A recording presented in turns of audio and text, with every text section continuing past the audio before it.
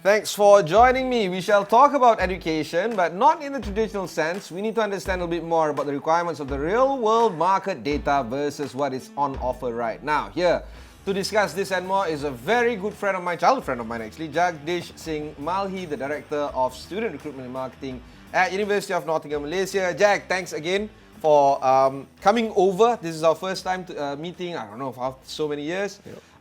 There's a lot that needs to be unpacked, but first things first, what is the education landscape looking like these days? Do you feel that we are servicing the requirements of what is needed in the marketplace and also trying to fulfill the aspirations and wants of our young students right now?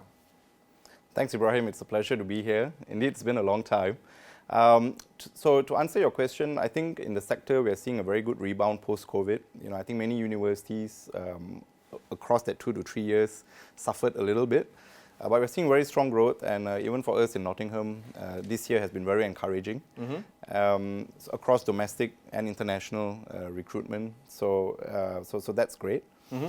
In serving the needs of what the young people are looking for, I think there's a lot of news about what those changing views are around the future of work and what kind of roles they want to get into. But when we speak to a lot of the young people who come and enroll at the university, I think there's a very clear sense that there are still a lot of students who are very clear about what they want to achieve. Okay. And typically we will see 3 different groups of students. Right. The first group would be, I know what I want to do, I know how I'm going to get there, and I just want to apply. Okay. Or tell me a bit more about the other things. Yeah. Right? The next group will be, I know 1 or 2 roles that I might be interested in, right? And I'm not so sure what degrees will get me there. And this is the largest group, right? So we provide a lot of counseling and advice about what might be suitable for them, right? The last group, which is quite small, is I'm really not sure what I want to do. I'm really lost. Sometimes you've read so much online that you're having paralysis by analysis, right? Yeah. There's just so much. And that's the case, Ibrahim. If you go online and you search, what's the best engineering degree, you start at 10 p.m., next thing you know, it's 3 a.m. It's a rabbit hole that you can't get out of. It's a rabbit hole, right? Yeah. So our job is also to provide that expert advice, to guide them based on what they need, what they're looking for, right? That's really important. I'm a traditionalist, I'm a dad, I want all my children to have a degree, but I'm also a realist.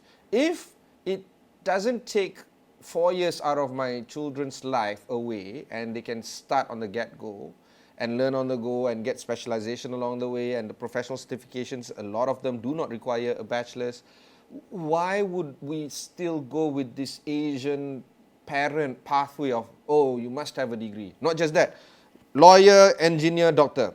Otherwise, you're a failure. How do we fit a traditionalist worldview and a realist worldview? Is it even compatible? Yeah, and that's a question a lot of parents, or in this case students, have these days. We've seen numerous reports in Malaysia where government is saying, oh, we've done the survey, and a lot of students, or 70%, are saying after SPM we don't want to continue into higher education. Interestingly, if you look around the globe, it's the same challenge the US has, for example. The number of enrollments at universities in America has dropped significantly, but I think in the US they have a very different model for funding education, and you always talk about debt in that case, right? In Malaysia it's a little different. Now there are a few things to unpack here. Number one is we see a lot more content online from big names or big companies where I think in many cases what was said has probably been sensationalized. One line or one sentence sensationalized to say, oh, degrees are no longer relevant, no longer needed. I would say the question for you as a parent or for a student is, okay, figure out what you want to do in the next 5 to 10 years. And then work backwards and look at what route is going to get you there, right? So for some roles in computer science, for programming, it is arguable, or there are some cases, earlier we were talking about what is the exception versus the norm. There are some cases where, yes, Google has said, for certain roles, in lieu of a degree or other certification, we will look at your experience. So they are probably referring to those 1 or 2 people who win the hackathons every year. Okay. Right? The top 1%. Yeah. Right? We're talking about the best of the best. Innately terror. Yes. Yeah. So if you are that, and you can get to that level, sure, of course, a lot of companies are going to be saying, Ibrahim. Yeah, but that's 99% of the rest of us. Yeah. So how do we cater for that? Yeah. A lot of people think that they are 1%, but let's be frank here. Yeah. They're not. Yeah. So the 99% of us, how do we cater for them then? So I think the key thing is when you talk about higher education, now Malaysia, we are really blessed. Why? If you look around the region, many countries in Asia today cannot provide enough seats at university for their people, which is why a lot of students in these countries have to go abroad. There are not enough seats locally. But in Malaysia, we have choice. We have options, right? Even public universities are opening their private pathways. So like for example, now, for certain degrees, you can apply as a private candidate. Fees are still affordable. There's a range of private universities with different levels of fees, right? So in Malaysia, the great thing is we have options. Second thing is we have funding from the government. You've got PTPTN, you've got so many scholarships. You can use your EPF account too. So there are so many ways for parents to also fund their education. So I would say at the moment, Malaysians, we are very blessed because you don't have the financial challenges most of the time for most families. Of course, when we go into the B40, that's going to be then a different discussion, right? How do we increase participation? How do we help these students from disadvantaged backgrounds? I'm talking for the average middle-class family compared to many countries in the world, in that context, right? We have the options, we have the funding, right? So access to a higher education is not a problem in Malaysia. You can get it, right? But I think the question now is what's being sensationalized is, oh, degrees are no longer required, or what's the point of going to university? And if you go online, preparing for this discussion, a week back, so I have my views from my experience about why higher education is important. And as you probably know, I didn't start my career in higher education, right? So I started in financial services and came into higher education. And so I wouldn't, I would say to parents, look, yes, this is my role, but I feel very proud about where I work because I know what we're doing, right? The quality we are delivering at the value, and we can come to that later. So back to that point, it's really about then being very clear about what you want to do next, okay? And if you're unclear yet, then figure that out first, right? Because if you want to go into the gig economy, okay, let's take an example of ride sharing, or we have big companies now in Malaysia, in the world. What happens when it's a monopoly? So now your commission might be X% that the company takes from you, right? And you're earning X amount. When this company becomes a monopoly and they increase the commission, what are you going to do? Is there anything you can do? Nothing much. So what is your backup plan, right? If you think you're 17 and you're like, look, when we were in university, there were so many interesting things to do. A lot of people wanted to quit university and go and sell Lomberger. You remember that, right?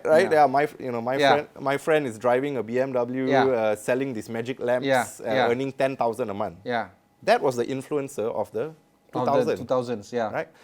So the influencer today, now influencers have been around our whole lives. The difference is the internet has supercharged that one-to-many voice. I can be an influencer. You are already an influencer, right? So what has changed in the last 10 to 15 years is this ability for anyone with a phone going like that, is they have a voice. Some people, again, top 1% or maybe 10%, have done really well. And we look at them and think that could be me, right? So I'm tempted to go and try it. Now, what is the opportunity cost? So you're now giving up that you have to decide, do I want to spend 5 years trying to be an influencer? And trying to make it, or do I want to go and get a degree? Or I would say, I'm not here to say that you should just go to university and get a degree. But if you're not going to do that, what are you going to do? Be very clear on that, right? You can, if it's not a degree, do you want to go and get a professional certification, go into TVET? If you're going to be a plumber or a mechanic or something else, but get certified, get a skill that you can get good at and get paid for, right? And there are many other reasons to get a degree. If you want to migrate, you see the world is so global today, right? We talk, many countries will term it as brain drain, right? But if you read up about the trends, right? I was reading a very interesting book last week about the world in 2050, okay? So world in 2050, one of it, they talk about the migration of people all over the world. So jobs are global, crossing boundaries is so much easier, right? And so when you apply for a job overseas, or if you want to move for a different opportunity, right? What is one of the questions that they ask you? What degree do you have? What's your degrees? Forget about going overseas. Apply for a bank loan now. But is that question going to change by 2050? Instead of that question of what degree do you have or what you're trained at or which school do you go to, it's more of how many followers do you have? Oh, you have 1.6 million followers. Come, I'll hire you. Yeah. Will that be the question? That's the thinking that I have for my kids. Yeah, I think, and that's a good question, right? What's going to change over time? So, of course, hindsight is going to be 2020. Who knows? But I would think that for many governments, for many organizations, the path to least resistance to determine quality, and we are creatures of habit. So let me turn it around and ask you, how do you determine quality? You want to go to a new restaurant, what do? We go on Google. TripAdvisor, whatever lah. Right? Yeah. I'm trying to determine quality, right? Not anything else. It's just a starting point. It's just a starting point. By the way, this is not a rhetorical question. Just last week, my youngest, in terms of celebrating, we wanted crab. I Googled chili crab, PJ. Yeah. There are 3 whatever options there. Yeah. I just looked at the highest rating. I went for the second option, for Yeah. instance, because of whatever. Just to test. Yeah. And I had no point of data, I suppose, right? Is that the way people are going to think for CVs as well? And of course, with CVs, what is inside that CV? Is it, oh, you graduated from Russell's Group or Ivy League, or is it, okay, you're high on IG and not so much on TikTok, and you're nothing on Twitter. Okay, these are the kind of considerations I have for you, and this guy is high on Twitter, or the kind of engagement. Okay, you may have only 10,000, but the people that follow you, that 10,000. So what are the considerations? That is the one that is keeping me awake at night. I think for many roles, I don't think your social media following, for a graduate entry role or for many roles, I don't think your social media following is going to be a determining factor for whether you get offered a job. Today, but Today. 20 years from now going to be different. So, okay, let's pick a job. Doctor, lawyer, engineer. Yeah. Okay, so if you were going to work, okay, let's say you're an engineer, now you're hiring someone. In 20 years, how would having, say, 10 million followers, Nothing. how would it matter? You know what I mean? Doesn't matter at all. Yeah. You need an engineering graduate. Yeah. But if I'm hiring someone to work in media, Okay. if I want Ibrahim Sani who has this following, Yeah. if I want to get Joe Rogan, Yeah. right? Yeah, I want to get Joe Rogan. Yeah. You know what I mean? Yeah. So if you want to get Joe Rogan, then immediately it's like, yes, because... So people transpose critical vocations with that of, say, marketing and media and mass communications and the like. Yeah. The appeal now is that when we were young, we were aspiring to be engineers, lawyers. I had a personal aspiration of trying to be an accountant, which I did. You know, I graduated, I got a qualification, worked in a bank, and then I decided, you know what, maybe I need to go into finance, media. All right, so that's how I charted a career out of myself. But I was clear on what I wanted to be. Do kids these days have that kind of aspirations? Do you know, between my 3 kids, maybe because they're bored of seeing me on TV every day, they have already selected their vocation. Yeah. My eldest wants to be something along the lines of finance. My boy wants to be a doctor. My youngest wants to be an architect or a designer. Not that far off if you think about it. And we were talking our son out of it. His mom was like, Mommy's a doctor. Mommy has been studying for 7 years for a degree MBBS and then another 5 years punishing myself for a specialization in psychiatry. Yeah. I have been crying the whole time. This is the life of a doctor. Yeah. You see me. Yeah. Why do you still want to be a doctor? He's like, because I want to help people. It's clear. This is the life that it's fine. Yeah. So what if it's a struggling group? So that is of course things change. He's an 11-year-old boy. Just last month he wants to be Lionel Messi. So what I'm trying to say is, as long as kids aspire to a particular vocation that is professionally driven, I get that. Yeah. But what about the many of us? And I'm not just talking about T20, M40, B40. I'm talking about the many kids these days that look at TikTok 24/7, that looks at IG, and has mental health issues. We have seen all the studies that have shown that mental health issues are driving up based on IG usage. Do they have that kind of aspiration? So is it down to the folks like you and me that needs to impress upon them and their parents to start thinking about a lifelong career instead of just getting paid doing, product endorsements? That's a fantastic question, something that we all grapple with as parents, as our roles in what we do at work as well. So, they say, it takes a village to raise a kid, and I know that's a very common phrase that's used, but I think in this case that's really apt, right? So what is the role of parents? What role do we play, right? How involved and engaged are we with our children? What is the role of schools, of government, of other people that interact with our children? Because a lot of what comes out in the media shapes perception and interest. So you look at the rise in demand for courses in healthcare, right? After COVID, right? So there's this interesting study that looked at, because of COVID, and you saw this importance of frontliners and healthcare. They tied that to the increased applications into like medical, MBBS, that sort of thing. Yeah.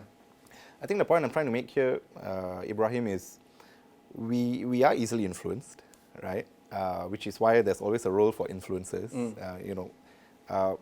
and so the question for us is to be aware of what we are seeing in the media. It's a way for you to be informed, but also we need to be very clear on, what are the other sources of information. And it's not. I'm not linking that to what the media is saying, but what I'm saying is, how do we develop our critical thinking skills, our ability to think through what are all the different options, and how do we want to get there.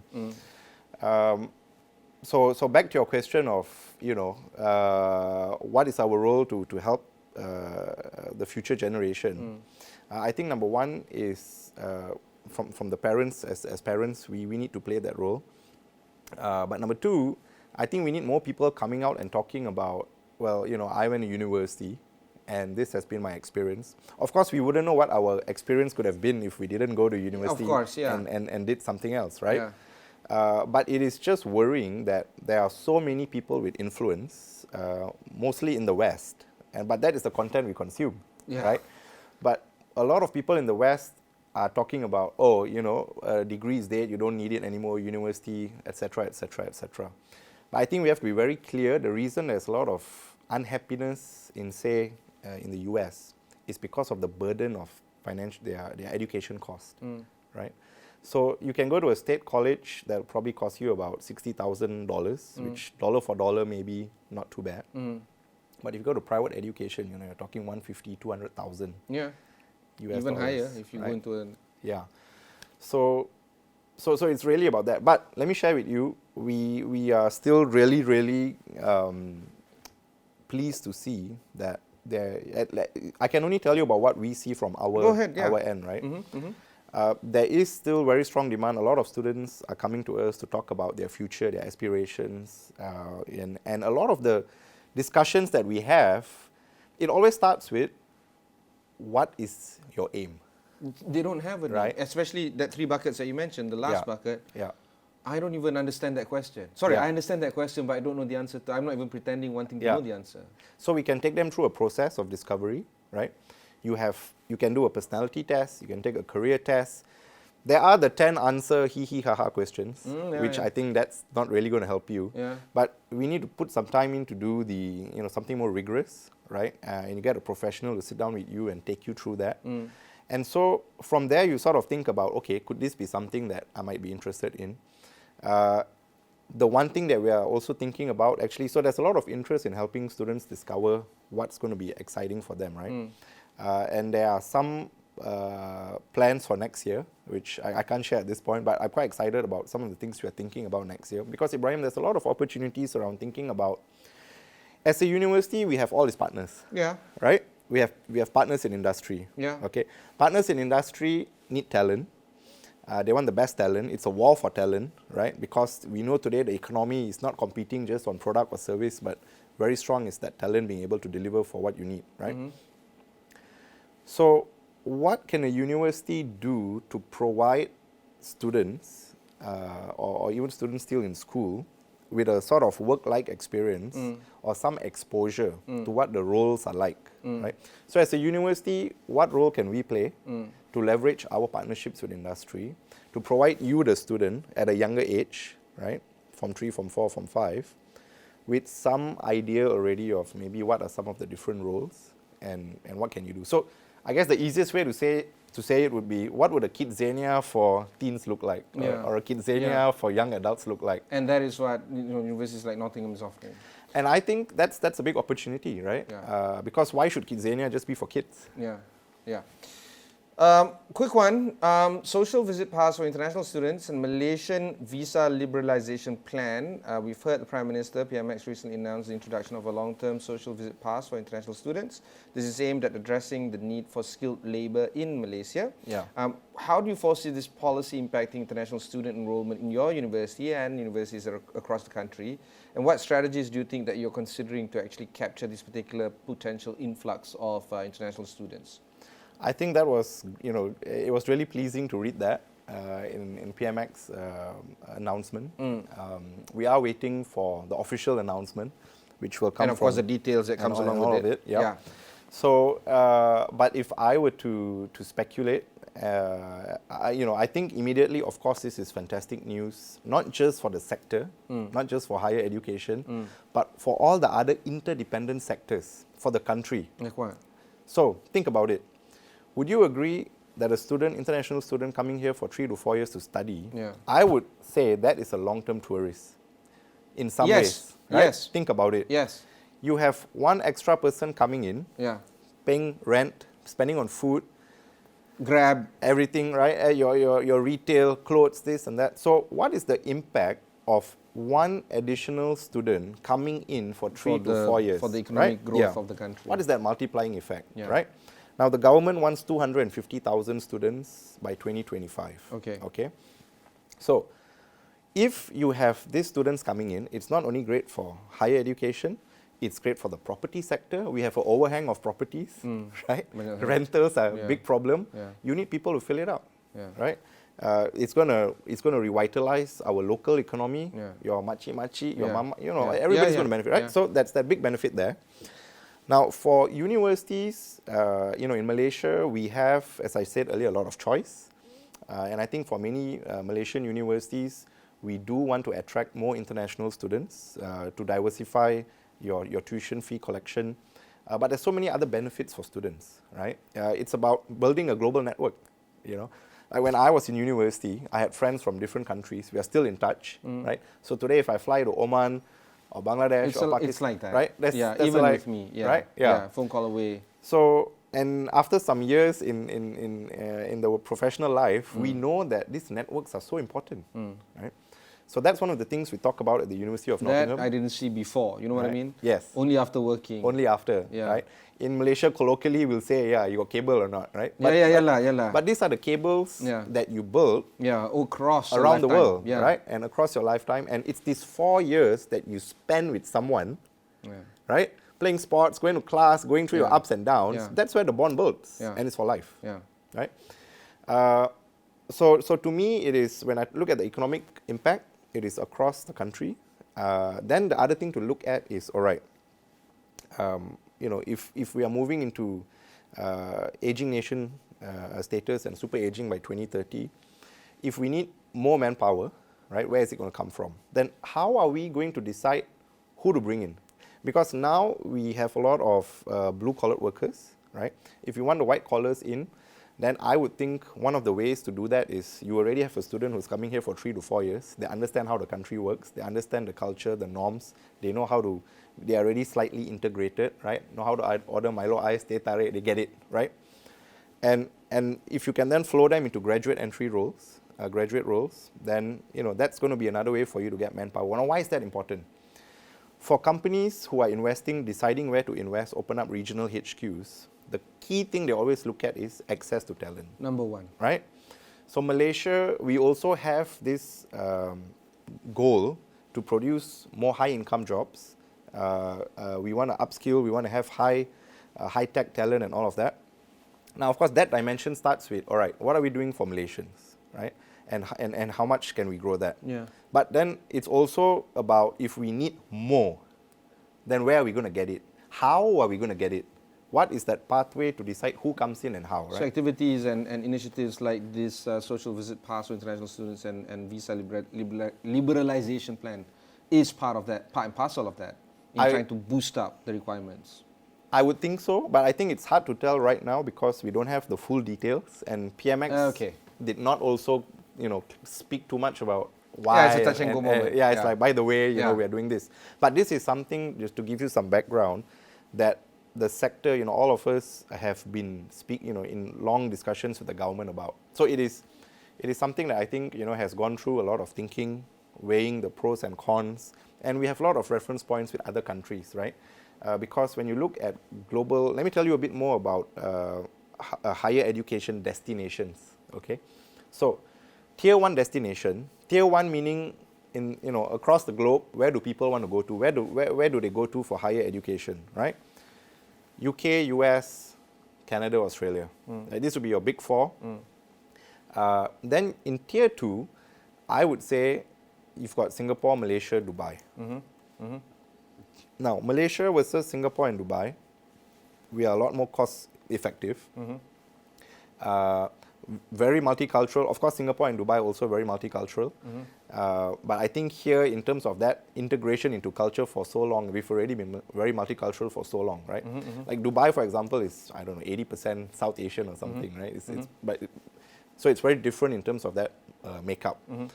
So when we look at the reasons international students come to Malaysia, the first thing is proximity. If you're living anywhere in Asia, right, 3-4 hours, you're here. Connectivity is so easy, right? We have some of the best infrastructure in the world. Really. For Malaysians who complain all the time, they really need to travel and look around. Still, right? Because honestly, I'm very blessed in my role. I get to speak with families from all over the world. But the thing that hits me every time when I travel is we actually have it so good in Malaysia, right? So we have the infrastructure. We have locals are actually very welcoming and friendly to international students, and that's important.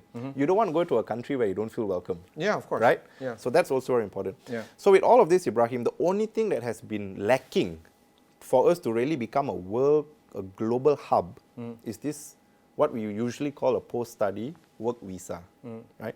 Because for these international students, they want to go and study abroad and then hopefully get a role. And you guess what?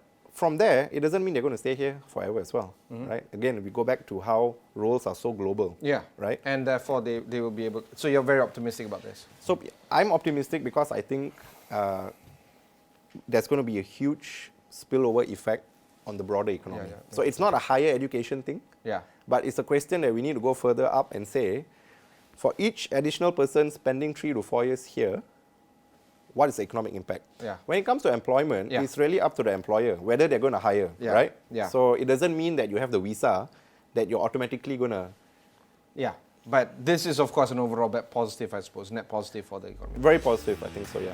That was our conversation with Jagdish Singh Malhi, the Director of Marketing as well as Student Recruitment at University of Nottingham, Malaysia. Do check them out. But for now, my name is Ibrahim Sani. Catch you in the next one.